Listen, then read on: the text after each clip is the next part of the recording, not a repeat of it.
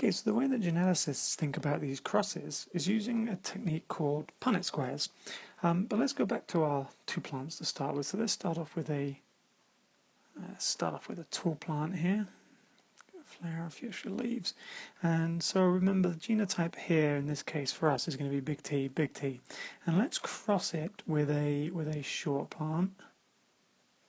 Okay, so here's our short plant, and we're going to make that little t. Now remember the short plant has to be little t, because if it had a big T, then it would be tall.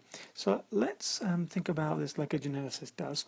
So a geneticist will say the only gamete we can get from this tall plant is going to be big T, and the only gamete we can get from this short plant is going to be little t. You can't get a little t out of the big plant, and you can't get a big T out of this little plant. So what a geneticist is going to say is, what happens if we bring those two gametes together? Well, you can intuitively see that if you put the big T and the little t together, you're going to get big T, little t, and so that's going to be a tall plant. Okay, so a geneticist will think about this in terms of what's called a Punnett square, and a simple Punnett square can just be a cross, just like this.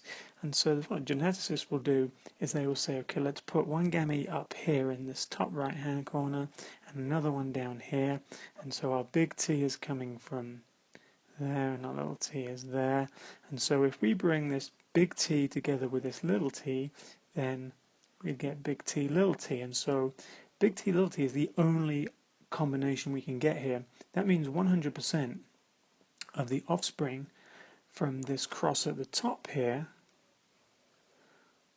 100% of those offspring must be tall.